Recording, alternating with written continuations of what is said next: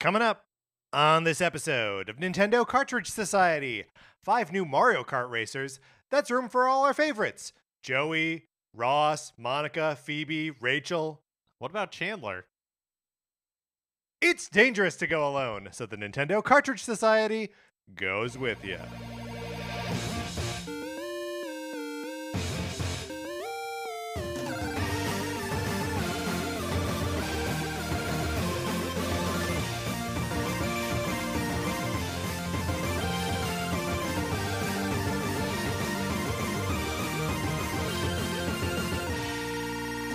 Welcome to Nintendo Cartridge Society. My name is Patrick Ellers, and I am joined, as I am always joined, by my co-host, Mark Mitchell. We've got a good show for you today. We are going to be talking about the news from the week, including highlights from the AP interview of Doug Bowser. And then on Thursday, we're making wish list for GBA games to come to Nintendo Switch Online. But Mark, in the meantime, how's it going? It's going great. Patrick, I do have a question for you, though. Okay. At what point... Great, but you have a question for me.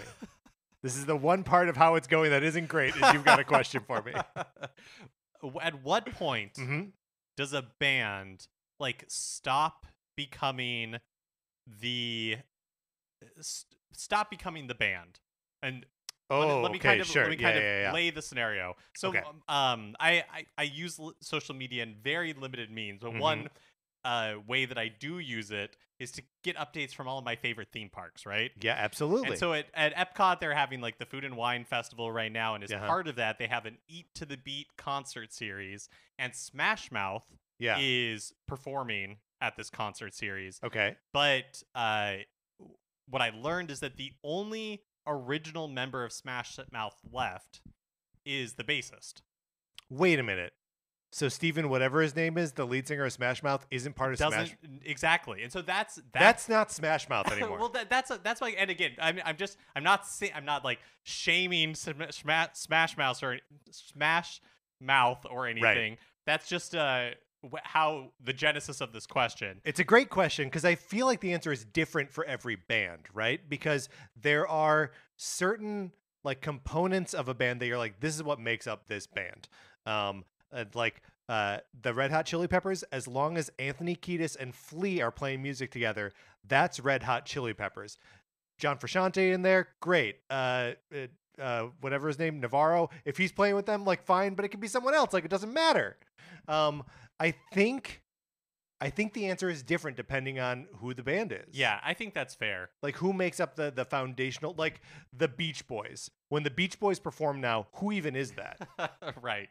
Right? Because Brian Wilson's not touring with it. If there's a Wilson in the band, it's probably the Beach Boys. Yeah, I feel like with the Beach Boys that there is not a Wilson associated with it anymore. There's no Wilsons in the Beach Boys? I don't think so. I don't think that's the Beach Boys anymore. But I don't know for sure. That sounds like a officially licensed Beach Boys cover band to me. Yeah, it really is. It's a thin line between cover. And now And again, Smash Mouth, I don't know enough about them to say whether the bassist, was if that counts or not. No, you need the singer. It does feel important. You need the singer. Well, you'll be happy to know that according to social media, they still killed it. Still played a great show. I saw Smash Mouth perform at the Grove in Los Angeles. Amazing. They played the Mall, and it was a bad show. Did you go to the Grove for yes that show? I went to the Grove for the show. Well, because it's one of those.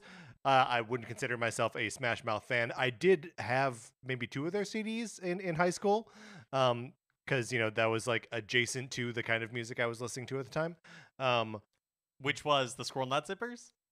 Well, no, not the Squirrel. No, I was more of a ska kid than a swing kid. Oh, okay. I did not have that Squirrel Nut Zippers record, although Real Big Fish? Oh, absolutely Real Big Fish. Got it. I still stand Real Big Fish. I think they're great.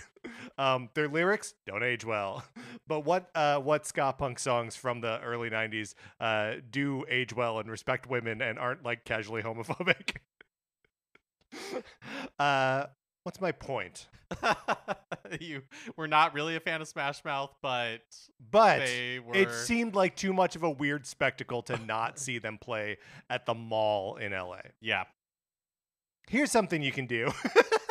You can check out our Patreon if you feel like supporting us. We appreciate everyone who is supporting us on Patreon, and anyone who is listening to us without supporting. That feels like support anyway. So thank you, everyone who is contributing or not. If you would like to check out some of the rewards that we're offering for people who support us at the 8-bit or 16-bit tier, you can go over to patreon.com/Nintendo Cartridge Society. Mark, we are still in the midst of our first season of Famicom Detective Club.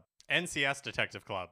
That's right. I said Famicom Detective Club. Yeah. Oops. That's what it's based on. That's what the name is based on. Surprise. Yeah. NCS Detective Club, where we are watching episodes of classic TV detective shows and then talking about them. We've done Murder, She Wrote. We've done Monk. We just did Diagnosis Murder. And we'll be having a new one coming out in April. A new one. It's a tease. That's the first time we're teasing a new one coming out in April. So check that out. There are other rewards there.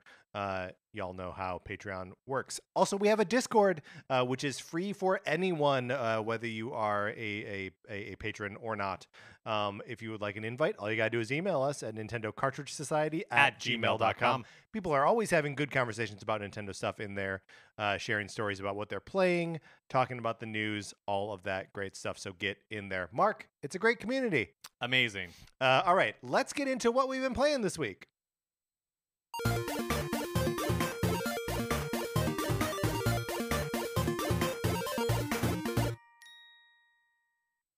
Tetris 99 ticket update. Dun dun dun dun dun dun dun dun dun dun dun dun dun dun dun dun. 650. Hey! So we have reached another nice round number. My progress this week slowed, Mark.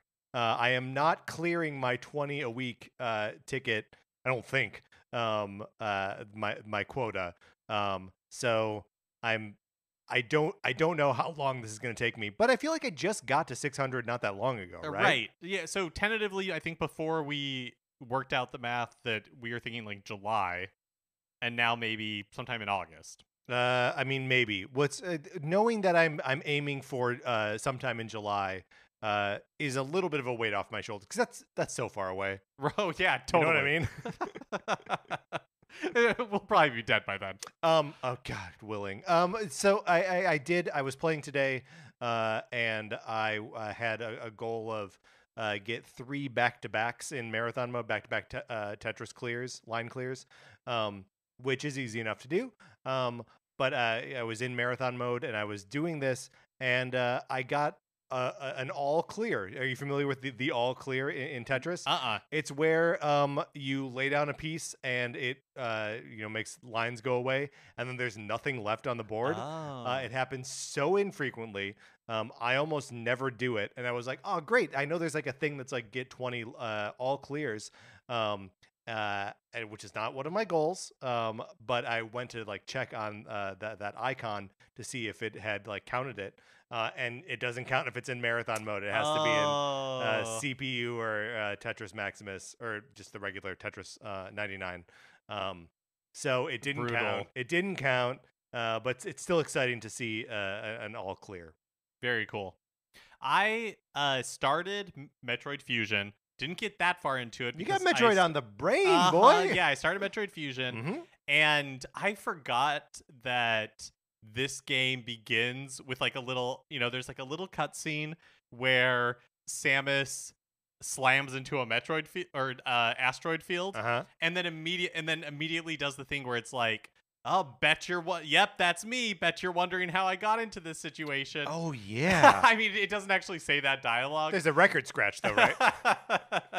But I had forgotten that's how it opened. And it was just funny to me because it's shows Samus her ship slamming into an asteroid field, and then, is I'm going to tell you how I got into this situation, but then 30 seconds later, you're just watching her slam into an asteroid field as well. Yeah. So it feels a little silly to do that loop in such a short amount of time.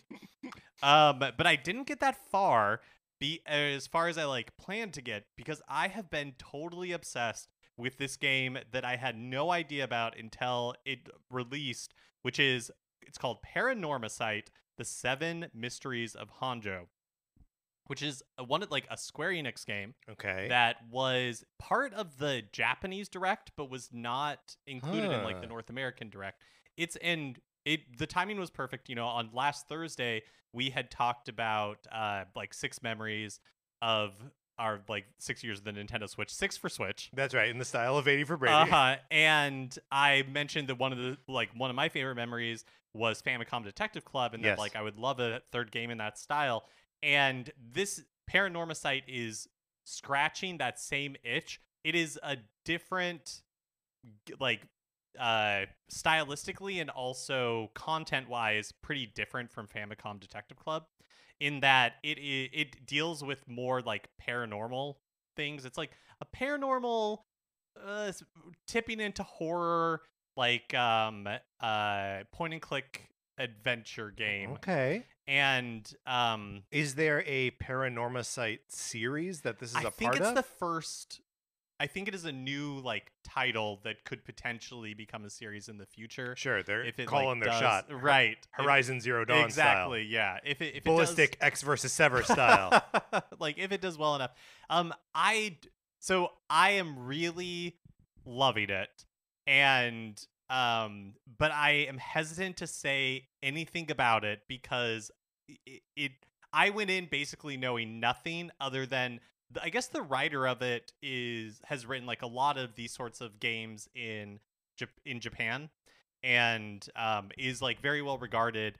But like the style, like the content of the game, like the story beats that I've experienced so far, like the gameplay mechanics itself, I am really hesitant. I don't want to talk about it at all because I went in knowing nothing, and I think that was a really fun way to experience it. Mm-hmm. So I just want to like give a big shout out to Paranormasight, the Seven Mysteries of Honjo, and if you like Famicom Detective Club, or I've also seen it compared to games like 999, like if like visual novel, it's not a visual novel, it's like a kind of like.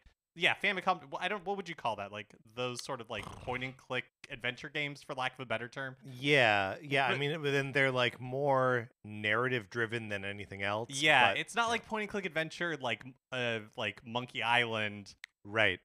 I'm doing it. I don't know why I'm struggling so hard to describe. You know what a Famicom? You know what Famicom Detective Club is. Yeah. It is a game in that style. Again, like darker. Like it talks about the content is a little more intense. So we're talking spooky ooky. It's like spooky, a couple of like jump scares, but it's not like that bad. But like, you know, there's serial killers involved, and so they like talk about murder, like that sort of thing. Multiple serial killers. I actually don't. There's at least one. Okay, all right. And you know, there's like swears in it where there's no swears in Famicom Detective Club. But all that being said, if those sorts of game pique your interest at all, I really recommend Paranormasight, and I recommend going in kind of like blind to it because I haven't finished the game, so I can't tell you if it all like narratively pays off, but what I have played so far is really interesting and a lot of fun. I think it's also available on Steam, and I've heard that may be like a better way to play it because some of the UI is a little bit clunky on Switch. It definitely was made for like a mouse. Yeah, sure. And but I have found it to be totally workable on Switch. It's the only way that I've played it. Again, highly recommend, but go in knowing as little as possible. Very intriguing. What turned you on to this game? So I honestly don't know. I saw somebody. You just buying stuff blind? Well, Mark? It's not that expensive. I think like when I bought it, was on sale for $15, and I had like $13 worth of gold coins, so I basically spent $2 on it. And I saw somewhere online somebody like really was talking about how excited they were for it and kind of like explaining the pedigree. But yeah, I had never heard of it before. It's another one of, this past week, I think Square Enix had like an earnings call, and they basically talked about how this year has been worse than they expected. That Forspoken, is that what that game was called? Yeah, Forspoken really didn't do that well, and that some of like the mid-tier titles that they have also not performed all that well, and this feels like one of those titles where it's like, well, yeah, like I don't know that it was promoted at all in the US. Like it just kind of like it's. I feel like with some of this stuff like Harvestella, we at least got like you and I were at least aware of it. It just feels weird to have this Square Enix title that like I just had absolutely no clue it was coming out until I saw this post. Yeah, well, and I wonder if it's just one of those things that like is just perceived to be like too Japanese to market. Oh, and it is very Japanese. That's another thing I'll say. Like it takes place in this I don't know if it's real, if it's fictional or not. My guess is it's probably fictional, but a little bit of Googling would probably tell me, but we refuse to do it. Yeah, just like on the outskirts of Tokyo, and it just like Famicom Detective Club, it deals with it's just like I think it takes place in like the 80s, but it feels like it's like Japanese specifics to the 80s in a way where like they didn't just try, like Famicom Detective Club. Yeah, exactly. They didn't try to like instead of like rice balls, they're hamburgers. They didn't try to do any of that. A classic thing that would happen in NES games just forever. No, they're eating donuts. Yeah, that's right. Well, that's very cool. I am consider me intrigued there, Mark. I've been working through some old stuff. Not old stuff. None of this stuff is old necessarily, but I have an update about my Animal Crossing island. Oh yeah, that I would like to share. So a quick recap: I tried to use I got a Nintendo Switch OLED version not that long ago, maybe like a month and a half ago at this point. And I did the user transfer to get my data and Sarah's data over, or at least the profiles at any rate, over from the old Switch to the OLED. And then I was like, okay, now I will just restore the backup of my island because I have would use the island backup. And that's not how that works. You need to download a special island transfer tool. And I was like, oh, okay, now I got to like do this. I made up like a dummy account to download the island transfer tool, but I had also like re-put my old profile on the old Switch so I could like try to update things. It doesn't, it got all tangled up to the point where I couldn't get the island transfer tool to work like at all. And I tried every like permutation of like making the target switch the primary switch, making the source switch the primary switch, having them both on separate hotspots, having one on wired internet, the other on like the Wi-Fi in the house, going from Sarah's username to my username, from my username to Sarah's username, from the dummy to mine, and like whatever I tried, it just didn't work. I kept getting an error that said there's a communication error. And so I first I called Nintendo support, and it was on hold for like half an hour, and was like, okay, forget this, because there's when you're on hold, first of all, it is like Ocarina of Time music, that like Hyrule Field music, which I love, but it's coming out of my phone, so it sounds awful. Why isn't sound quality coming out of phones better, like in regular phone calls? That's a good question. Why isn't it crystal clear? Yeah, I don't know. In any event, it's not, so it hurts to listen to. But there's a message that plays over and over again that's like, we can more quickly respond to service calls through the online chat or through SMS text. And I was like, okay, fine, I'll try the online chat. Go through the online chat, explain to the service person what I'm experiencing, and what the problems I'm having, and they're giving me all the like normal troubleshooting things, which I totally respect. I could be an idiot that like doesn't know, I gotta get my Animal Crossing island to move. I don't know why I did that voice or that accent. That's disrespectful, and I apologize. I needed help, Mark. I'm lashing out. And so I'm chatting with this person for like 20 minutes, and then they're like, we can't help you on the chat. You need to call.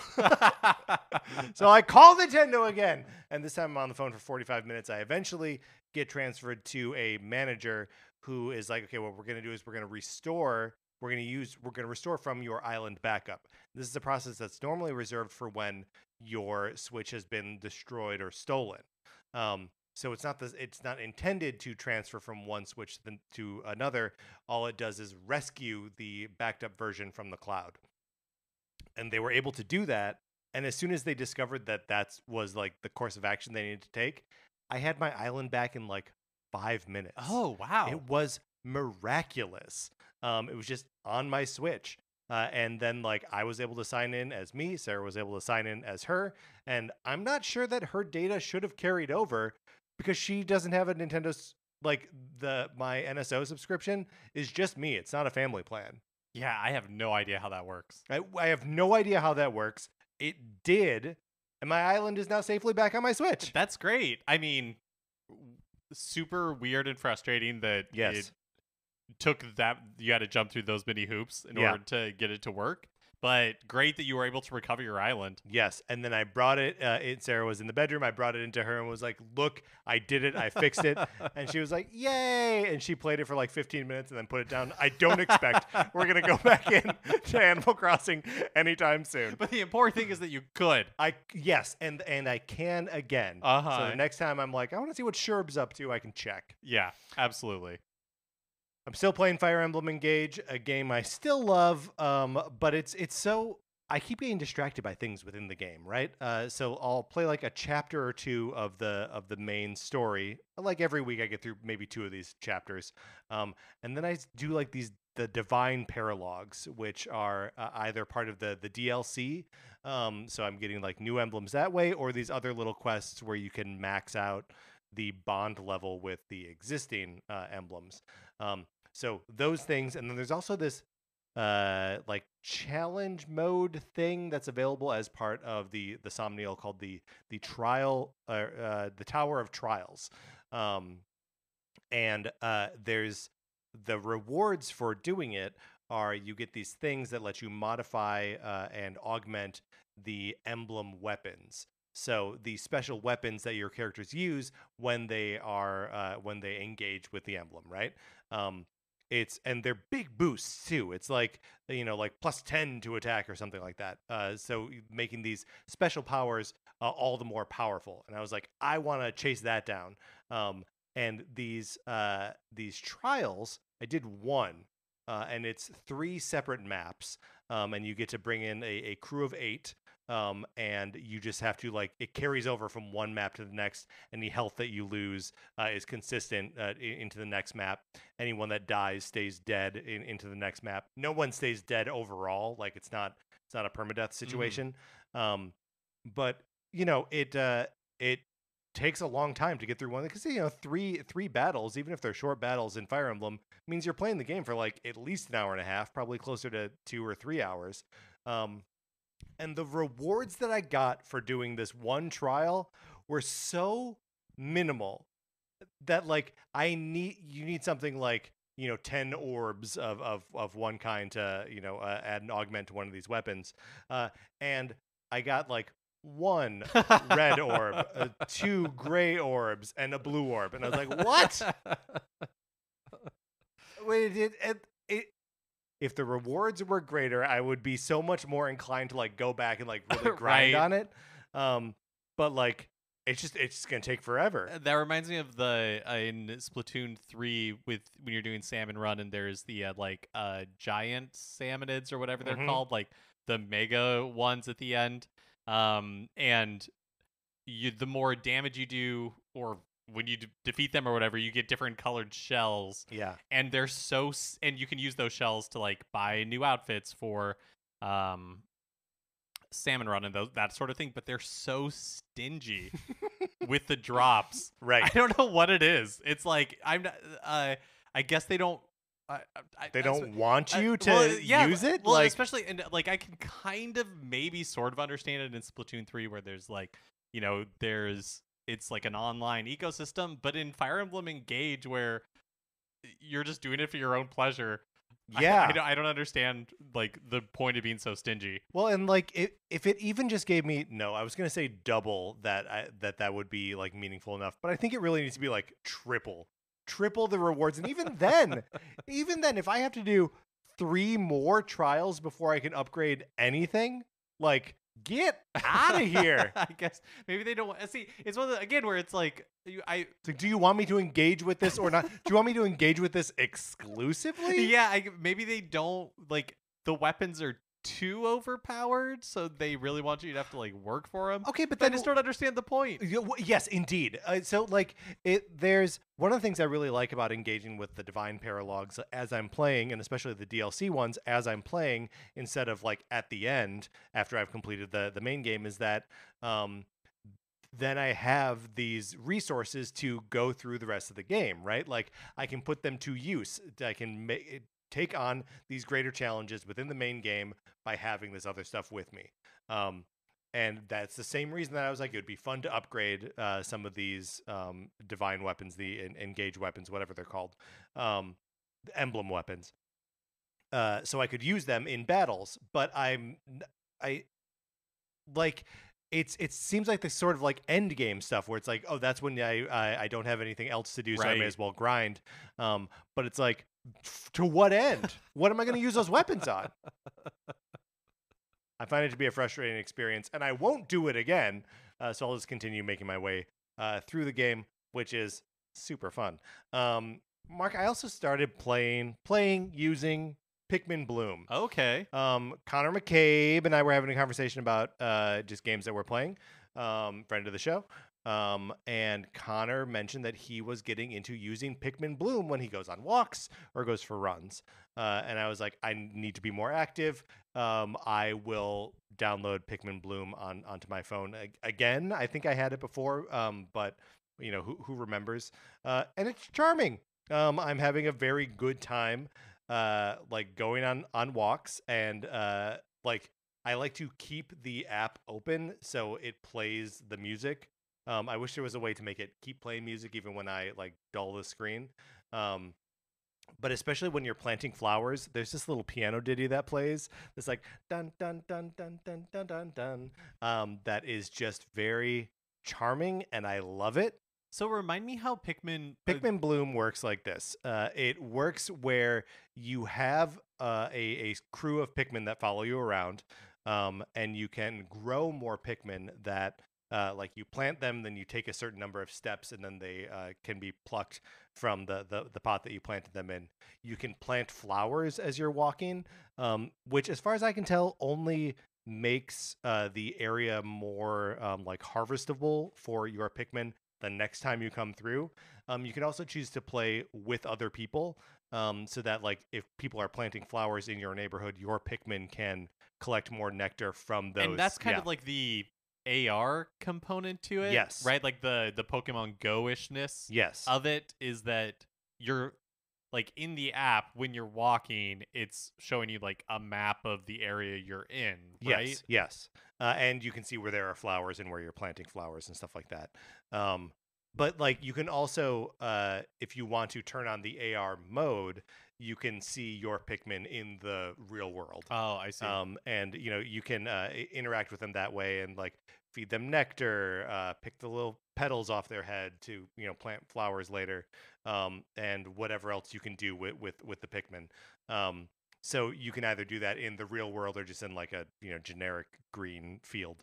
But I'm having a blast with it. Like it is genuinely motivating me to like go out on a walk, even when I'm like kind of tired or whatever. So what is the goal within Pikmin Bloom? Not that there's necessarily an end game, but like you're going on these walks, you're planting flowers, you are getting more Pikmin. Is that kind of the gameplay loop, or is there? Yeah, no, there's no like, or at least I have not encountered anything where I have to like fight a Bulborb or whatever they're called. Yeah, it's really just been like it's a zero conflict experience so far. I'm just growing Pikmin and giving them little nicknames. And if I don't give them nicknames, then it says like, oh, you got this one over by Vince's Deli. And I'm like, yes. I just like, I really like it, identifying like local landmarks and being like, this is the one you got near, the LA River, or this is the one that you got in Burbank. It's just very, it's very cool. You know, it's using that same like Niantic landmark identifying technology that's in Pokemon Go, and all that kind of stuff. Is there a like in-game currency? Like, can you spend coins, money in it if you want to? I think so, but I've not accidentally encountered it. I am doing a lot of like I'll unlock some new thing some new like gameplay feature, and there's like 5 little cards explaining what the feature is, and I just go swipe, swipe. So you're engaging with it how you want to engage with it. You're not really looking to min-max Pikmin I am Bloom. not min-maxing Pikmin Bloom. You're right. Fair enough. All right, Mark, that's what we've been playing this week. Let's get into the new releases and what we might be playing next week.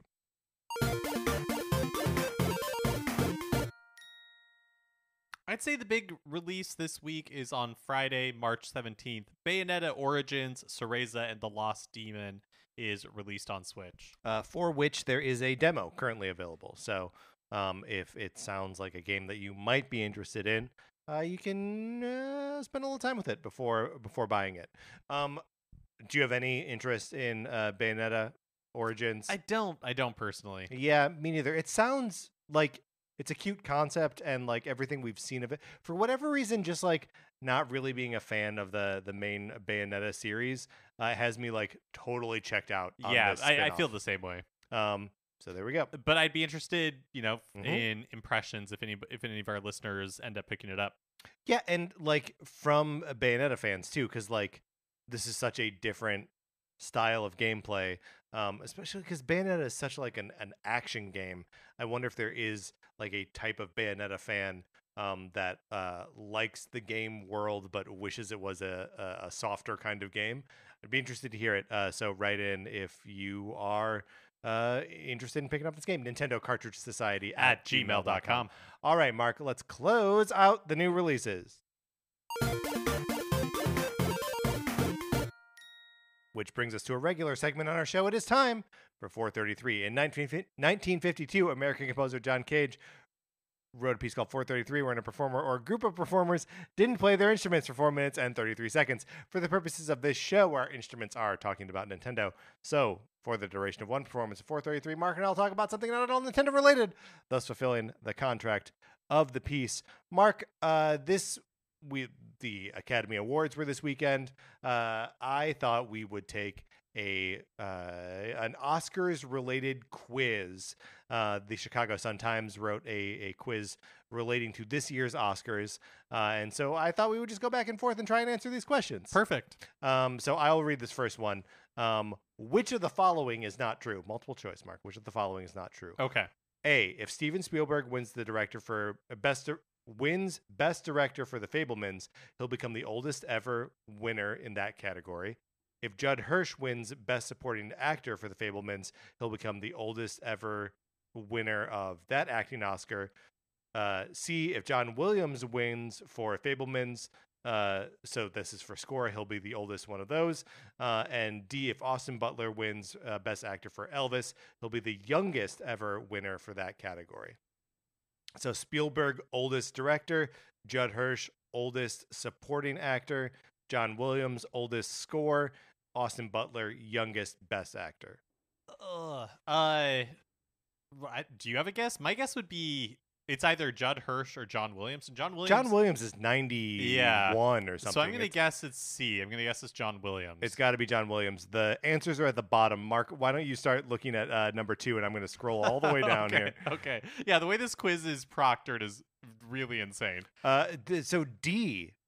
It's the Austin Butler would be the youngest winner of Best Actor. Okay, so C says if John Williams wins an Oscar for original score for The Fabelmans, he'll become the oldest ever winner of a competitive Oscar. So I guess that means not like a not score, but just like a not a honorary Oscar or something like that. Like like one that people have to vote on.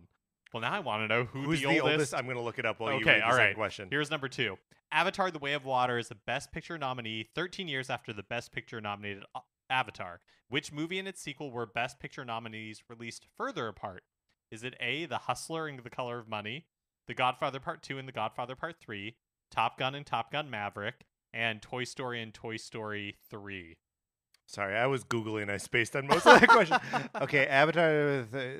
13 years after. Okay, so it's a sequel question. Yeah. I mean, Top Gun and Top Gun Maverick. But I don't think the original Top Gun was nominated for Best Picture, do you? No, that's a good point. I mean, I genuinely don't know, but I don't think Top Gun was. Yeah, I don't know either. What about The Godfather Part 2 and The Godfather Part 3? They weren't that far apart. Were they not? I don't know. I don't think that they were. Well, and I guess the answer is I don't know. I don't know on this one. I think it's A or B. I'm gonna go with the Hustler and The Color of Money, just because. Okay, and I'm gonna go with The Godfather Part 2 and The Godfather Part 3. You're right. Godfather Part 3 came out in 1990, and The Godfather Part 2 came out in 1974. Wow. Didn't realize there were 16 years between them. All right. So question number 3. Which co-stars of current Best Picture nominee previously co-starred in a movie made by the director of the other current Best Picture nominee? Do we understand the question? That is really confusing. Which co-stars of one current Best Picture nominee previously were in a movie made by a director of another Best Picture nominee from this year? Okay, so confusing. Yeah. A, Tom Cruise and Jennifer Connelly. B, Cate Blanchett and Mark Strong. C, Colin Farrell and Kerry Condon. D, Michelle Williams and Seth Rogen. I don't know what the movie is, but Colin Farrell and Kerry Condon seem like the most likely answer to me. I think so, too. The only one... Were Tom Cruise and Jennifer Connelly in a movie together previously? Like what? I don't know. Labyrinth? Oh, yeah. Well, maybe... Well, you're right. So, okay, yeah. Let's go with Colin Farrell and Kerry Condon. Okay, scrolling down to the bottom of this. Oh, no, it's the Fabelmans. We didn't get any of these questions right, and we're out of time. Wait. Co-stars Williams and Rogen co-starred in Women Talking. They're both in Women Talking? Seth Rogen's in Women Talking? Hold on. No, in Women Talking, director Sarah Polley's Take This Waltz. So her previous movie. Oh, okay. Mark, got it. This is the worst we've ever done on a quiz. That was pretty rough. That was pretty rough. We barely read 3 questions, and we got them all wrong. I guess you got well, technically, you're right. You're right. I was correct on one of them. All right. We were accompanied today by pianist Kyle Shaw. Mark, let's get into the news. That's not right. What was that? Is that Mario Kart? Yeah, should I just keep it going? Yeah, that's pretty sweet. All right. Mark, let's get into the news.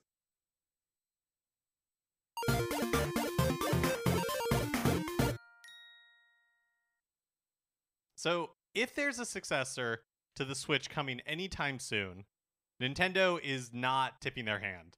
And if you were expecting Nintendo of America, Doug Bowser, to go rogue and start telling us all these insider secrets to Associated Press, that also did not happen. Did not happen. So in an interview with... Do you think he's been like deputized to make those like insane announcements the way that... Because Reggie would... There's a story that like in revealing the 2DS that... I think it was people from IGN like were invited to Nintendo, and Reggie Fils-Aimé walks into like the conference room that they're meeting, and he pulls a 2DS out of his jacket pocket. Oh. And it's just like, here you go. Right about this. Crazy. I don't know. Doug Bowser is definitely a different presence than Reggie was. Yes. But they both like... For as much as we're like, oh, Reggie has like this reputation for being like really a bad boy, or like a bad boy, like, you know, he could spout the corporate nonsense. Oh, absolutely. As good as anybody. That's right. So in an interview with the Associated Press, they straight up asked Nintendo of America president Doug Bowser when the next Switch is coming out. And Bowser says, quote, next year. Yeah, exactly. Says, quote, as we enter the 7th year for the Nintendo Switch, sales are still strong. I think we still have a very, very strong lineup coming. As Mr. Furukawa, Nintendo president Shintaro Furukawa, said recently, we're entering uncharted territory with the platform. It's exciting to see that demand is still there. So nothing to announce on any future console or device, but we still are feeling very bullish about Nintendo's Switch. Which, boy, that honestly is more revealing than I would have expected. Because, in what way? Well, in the way that he is saying, he's sort of like outright saying, we're still very positive about the future of this system as it is currently. But also that, like, he's not really dodging the question. He's just being like, we don't think about that. Like, if there was something more like on his mind, he may be like, oh, you know, we don't have anything to announce at this time, or any, like, he doesn't use any of the normal dodges. Right. Which is you're right. And so maybe trying to read too much into it is a fool's game, because everything, all of Nintendo's messaging, pretty consistent from the very top, is very consistent. It's like, we're in uncharted territory with the Switch. They are not. We have a strong game lineup that we think will continue to feed demand, and that's it. Like, they are not, like you said, they're not hedging their bets. They're not tiptoeing around it. They're basically, all the ducks are lined up, and they're saying no. Like, there's nothing coming anytime soon on the near horizon. And so I think that's a really good point. There's a part of me, probably just like the fan part of me, and that tech head part of me that's like, oh, but we've had the Switch for we're now into 7 years. That's a long time, right? And which is it? We the want 6th birthday, new. The 7th birthday. We don't know. We don't have the right language for this. But it's like, we want something new. We just collectively, the world, and so still trying to read between lines, but maybe there is nothing between the lines, and it is just no. I think there is something between the lines, and between the lines is there's no Switch coming out anytime soon. Yeah. I think this is affirmative statement that there isn't something coming. Anytime they're I think we still have a very, very strong lineup coming, there's a part of me that's like, I don't believe you. I don't like that, but sure. I don't believe that that's true, and it could turn out to be absolutely completely wrong. But it just doesn't really make sense that would be true, unless future hardware is long enough away that some of their big heavy hitter studios could release a game and then still have time to wind up again for whatever comes next. But I think that is possible, that the Mario team, the Mario Kart team, I don't know if they're working on the DLC tracks, or if that's being farmed out to other teams within Nintendo. But those are two big heavy hitters who've been basically MIA since 2017. Yeah, that's true. Because the Mario Kart team worked on ARMS, and so that's the last game they put out, and then the Mario team not since Odyssey. So we've got some sleeping giants here. That's true. And if the we had some evidence that we talked about last week or the week before that Nintendo sat on the Metroid Prime Remastered and Fire Emblem Engage since 2021. So it's possible that those studios have completed games that Nintendo is just waiting to release, and that they have already moved on. So yeah, it's just really hard to know. It really does. I think it's fair to say it really is uncharted territory. It's I know we always talk about this, and we've mentioned it before, that Nintendo will finish games and then just sit on them until it's exciting to release them. But it's weird how many of those are dropping this year, right? I think we can sort of it's a different scenario, obviously, but it's related. The Advance Wars is coming out this year. The 1+2 Reboot Camp, that plus Metroid plus Fire Emblem Engage, plus just the if the rumors were to be believed, back in 2021 they had the Game Boy and Game Boy Advance libraries ready to go for Nintendo Switch Online, and another 2021 presumably, code complete, just waiting. Which that could all be really a sign that they are running out of the big new things to reveal, and so they're dropping the sort of back catalog of announcements that only they've known about for sure. Right. But I don't know. It sort of it could be the opposite too, where they're just well, these things can't sit on the shelf literally forever. Put them out now, because otherwise, why would they be so many so close to each other? Right. Why put everything in the top of the year? There's nothing else other than Zelda. Well, they're and you know, Pikmin but I mean 4. they had Kirby. It's so much. They had Kirby. They had Fire Emblem Engage. Right. Kirby. Like they'll have Zelda in May, so like it's not like they had nothing. Right. So yeah, to drop everything kind of in this flurry at the top of the year it's an interesting move. It does make you wonder. I mean, I feel like Nintendo is so erratic sometimes, like or unknowable that I feel like it is totally possible that the front of this year is like so front loaded, and then the end of the year it's just maybe nothing, it's like nothing, and you're like, well, why did you do it all in February? Right, and you're like, I guess I'll play Mario plus Rabbids now. And maybe there was some sort of like financial reason that they did it. They're like, oh, we have to, for like tax reasons, get all this stuff out so we can like amortize it, or who knows, before the end of the fiscal year. I mean, it's a good question because like we are approaching the end of the fiscal year for Nintendo right now, right? The end of the month is the end of their year, which means they start over with like new numbers for next year. And obviously the goal for all these publishers is to have better years every year. But like, they had 2 Pokemon games come out last year. Like how do you, and I guess Zelda is the answer, but like it can't be the only that'll be answer. next. That'll be that's what I'm saying. Oh, I see. I see. How does next year? How is next year an active improvement on this year? And I think, Zelda, sure, Pikmin, yeah, but like there's something else coming out either the end of this year or early next year that's going to be big. That's going to like move units. Yeah, it is. It is interesting that we. I mean, the movie will also be in next year as well. Yeah, I think they are really getting. It's kind of actually incredible.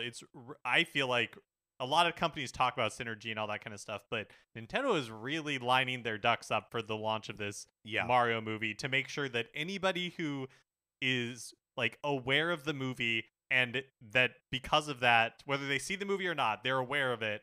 And then if their interest is piqued because they are encountering Mario for the first time, or they are a lapsed gamer and want to check out Mario again, they just released an update for Super Mario Run that makes the entire game playable over time for free, which is and they dropped the price of the whole thing to $5, right? Yeah, so it's from 10. Which don't sleep on Super Mario Run. That game is phenomenal. Like it is really great. It's so good. So yeah, you're right. The Mario movies next year. Tears of the Kingdom is going to be $70 in the U.S. You know what I mean? Like they are moving these pieces into place. One thing we have not talked about because of the origin of this rumor, and it's so like paper thin, is that on some forum somewhere there was a rumor posted that from someone who had like correctly predicted some elements of like the Pokemon presents or like something like that. That with the release of the Pokemon Scarlet and Violet DLC, like in the fall or winter, that they're like preparing an update to the game that improves the graphical fidelity of the assets to go along with new hardware. Which, by the way, I think they could be preparing that, and that could be something that they're working on for the eventuality that, I think if there is new Switch hardware at any point in the next 2 years that Pokemon wants to be able to, like, maybe 2 years is too far out, but anytime in the next like year and a half, that they would want to be able to prop up Scarlet and Violet on that right away. Like you're saying like a 4K upgrade. Sure. Just pulling that as an example. Yes. So yeah, and I also think it's possible that they're first making of all, this person is making it up. Yeah. Also, that there is new hardware this year, and it's like a redesigned light. You know what I mean? Like totally. That it's something totally different. But anyways, I can't even remember what the original point of all of this was, other than to say I think you're right. I think there's no reason to think that new hardware is on the horizon, and Nintendo's just being really coy about it, because it doesn't feel like they're being coy. It feels like they're being incredibly very straightforward. Right. And we may eat these words, but no, we were interrogating 2 things. One is new hardware and having a very, very good software lineup for this year. I think that is still possible. We will see If Nintendo has an E3 presentation, we don't, a direct around E3. But like they got to show something in September. Like they simply have to. Yeah, is this this is the first time that I can recall in a long time that we, other than, a game like Metroid Prime 4 that has been announced now for many years, but we just haven't gotten an update on, I don't think have an announced undated Nintendo game. Yeah, that's true, because they put a long distance date on Pikmin, which is July sometime. Yeah, so I think the latest we know right now is the end of August or maybe September of this year. And I think on Switch at any rate, Sea of Stars is August 26th. Oh, sorry, Nintendo First Party. Oh, Nintendo First Party. I think the latest we have is Pikmin. Right? I can't think of anything later than that. Yeah, I can't remember if they talked about something. And yeah, I mean, you have the Pokemon DLC, but like new, but like straight up. Those aren't dated. Those are just, they have windows. Right. But But I mean, even like Windows for Nintendo first party stuff. I can't. True. I'm struggling to think of anything that's been announced that we don't. Yeah, this is true. Other than Metroid Prime 4. So obviously there's like multiple things out there that they're working on. It's just kind of unusual. It's just very strange. Yeah. I do think that after Tears of the Kingdom comes out, that's when they need to be like, okay, what next? But not like immediately, not right? immediately, but like by E3, that's like a month later, right? Yeah. It'll be interesting to see. Like we talked about, Tears of the Kingdom, of course, is $70 in the United States. It's so $70. Which is the first time that Nintendo first-party titles, maybe any game that wasn't like a collector's edition or like complete edition on Nintendo Switch, has a $70 price point in the U.S. And the Associated Press also asked Doug Bowser about that. He didn't really have much more to say than, the anonymous Nintendo spokesman who issued a curt response last time. Yeah. But this is what he said, quote, "We look at what the game has to offer. I think fans will find this is an incredibly full, deeply immersive experience. The price point reflects the type of experience that fans can expect when it comes to playing this particular game. This isn't a price point that we'll necessarily have on all of our titles. It's actually a fairly common pricing model, either here or in Europe or other parts of the world where the pricing may vary depending on the game itself." What answer do people want? I don't know. I mean, I think they want them. It feels like if you, I don't know. Do they want them to like apologize? To be like, yeah, sorry, we know shame. You're gonna pay for it. So, but like, it's like, how does anyone just determine pricing for anything? Yeah, right. It's like you make a little chart of like, if it costs this much money, this many people will buy it. If we raise the price, a few fewer people will buy it. If we lower the price, a few more people will buy it. How do you maximize the profits? Right. That's how you determine the price of a thing. And this is what they project. Yeah, that they can charge $70 for it. Mario Kart 8 Deluxe Booster Course Pass Wave 4 released last week, and with it, a brand new character in the game, Birdo. By the way, we didn't mention it, but I have been playing this. I didn't. Mark! I didn't check it out. I really am so taken with Paranormasight that I didn't play anything else. Is it like a paranormal parasite? You don't want to tell me anything. Yeah. Okay, all right. Exactly.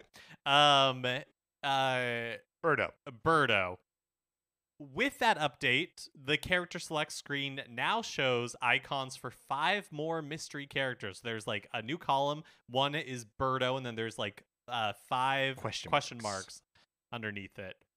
Nintendo previously announced that more characters would be included in Wave 5 and 6, or at least I should say that they said more would be included in the future. Right. But 5 is more than I personally expected. Well, especially because, like, if you're just trying to plot this out in your head, like, they released one new character in Wave 4. There are only Waves 5 and 6 still on the calendar for the Booster Course Pass. Does that mean, like, one of these has 3 characters in it? Or, like, maybe there's just 5 in the next one and, like, 0? What is this? Well, you have an interesting note here, Patrick. I do. They're very subtly changing the way that they're messaging the Booster Course Pass. Originally, they talked about it in terms of like 8 courses to be released one at a time over 6 waves with a badge. Yeah, it's like a big red button that says 48 tracks exclamation point.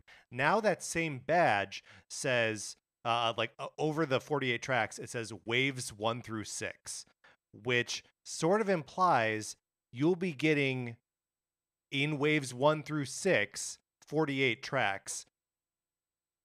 But the fact that they're making that distinction raises the question, are there other waves ahead? Which would not be dissimilar to the way that they handled DLC for Smash Brothers Ultimate, where there was one fighter pass, and then they announced later like an entirely new wave of it.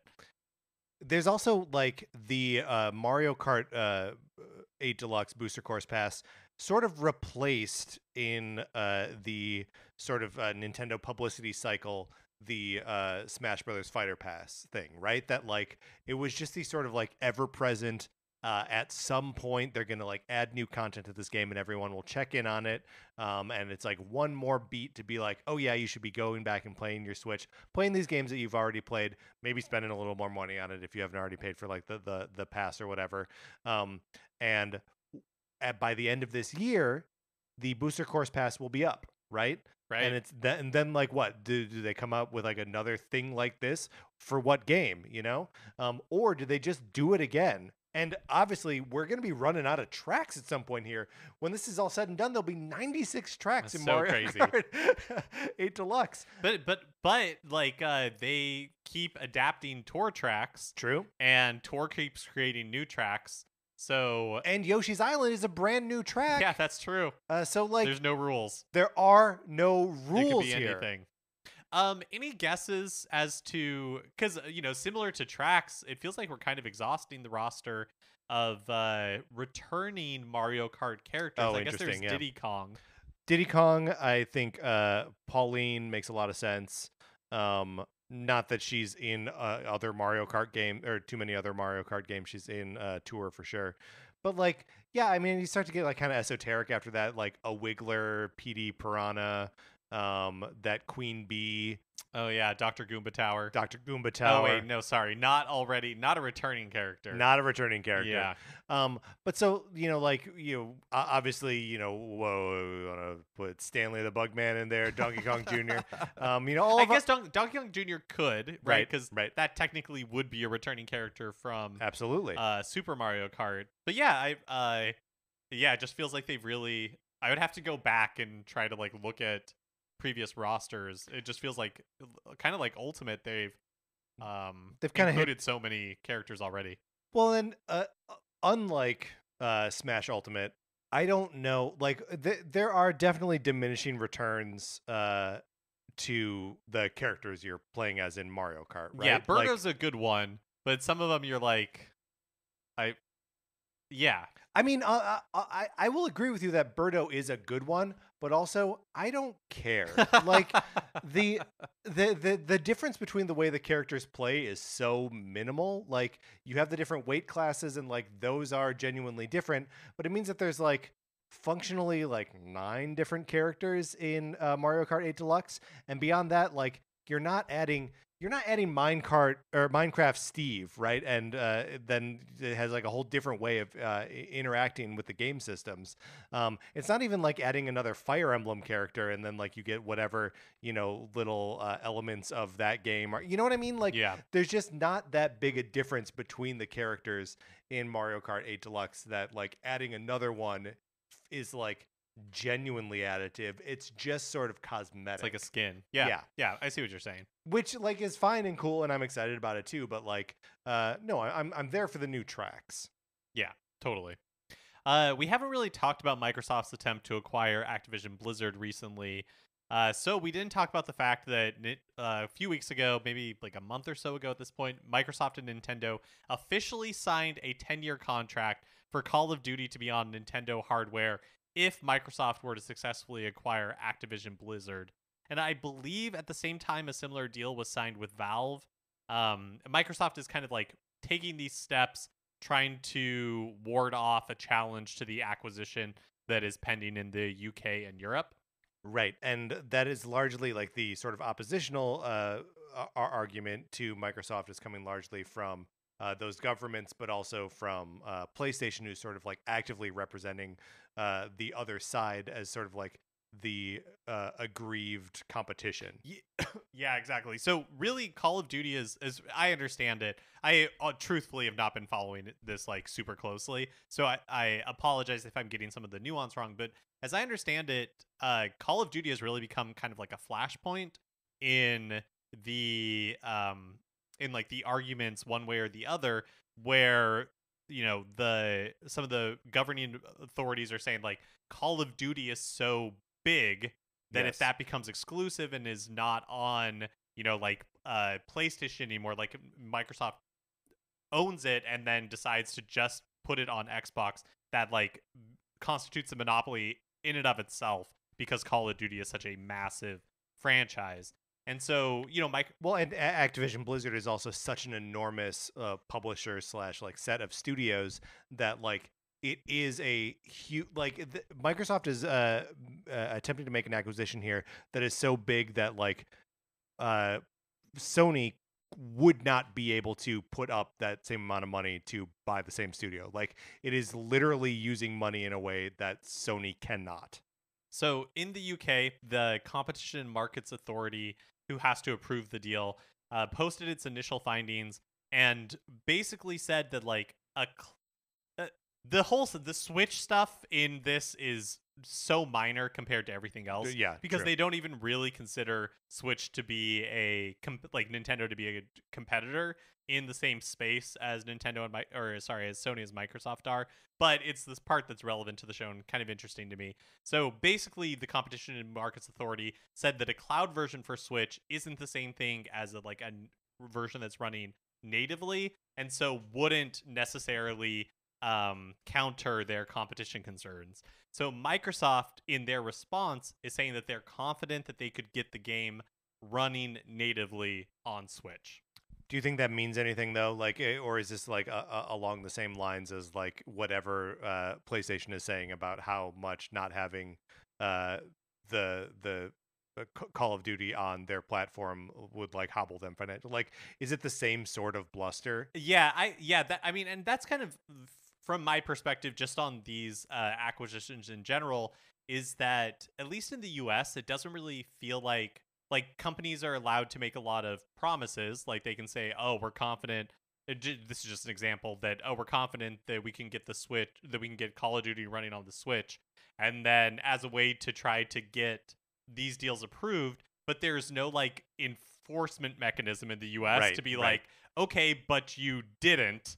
And so now here's like the penalty because we let it go through because you said you were going to do this thing and then you didn't do it. Right.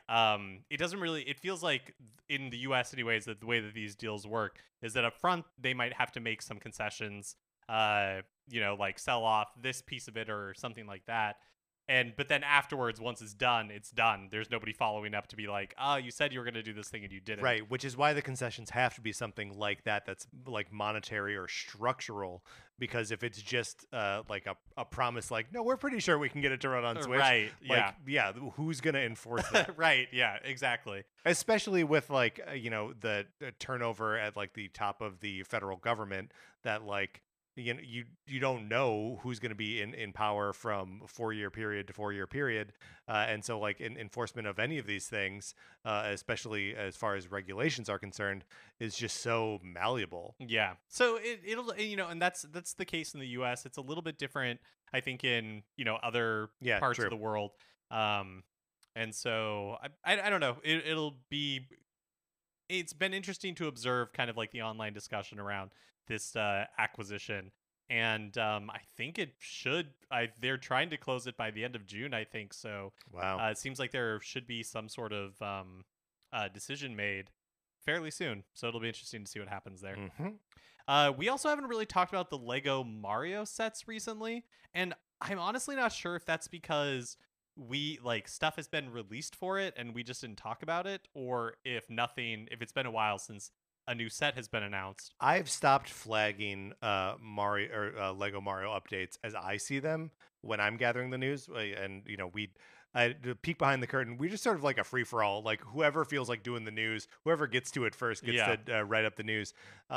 And I've stopped really paying attention to it. Okay. Well, on Mar-1 Day, Mario Day last week, Lego revealed a Lego Donkey Kong figure and Bowser's Castle expansion. And with the Donkey Kong is supposed to release sometime this summer, but the one thing that I thought was that I wondered about it anyways is that will Donkey Kong get sad if Mario isn't close? Because wasn't that like a feature of the Luigi figure? No, as a feature of the Mario figure, like a little bit before the Luigi's release, there was a firmware update to the Mario that he would like be sad and lonely if there was a Luigi not around. wait.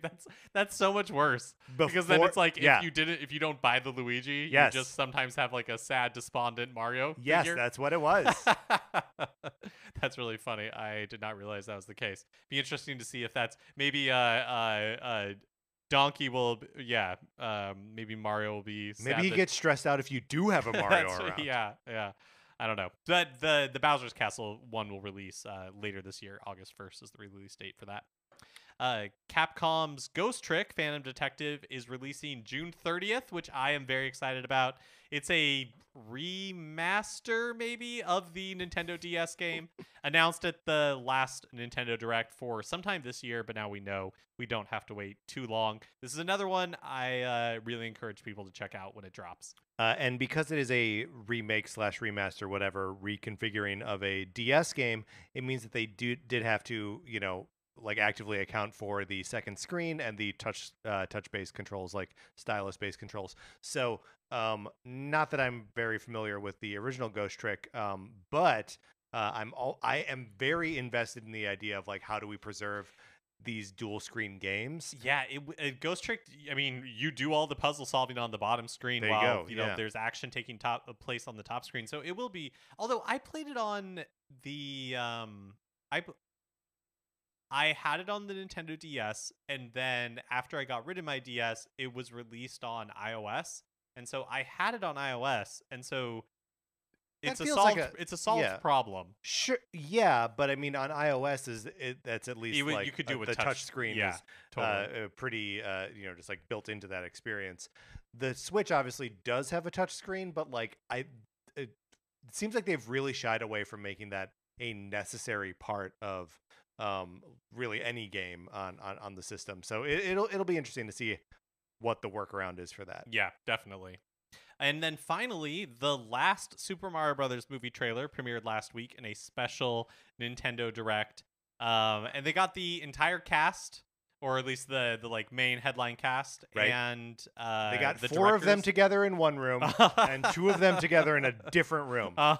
You think that's like a I was gonna try to like parse out what the divide is. Like, where were those people? I bet it was. I wonder if it was just scheduling. Yeah, that could be. But we're so close to the movie. I feel like we have seen a lot of it. Most of my major, concerns have pretty much been addressed with that initial teaser trailer, like the first footage we saw, and everything that we've seen so far looks pretty cute.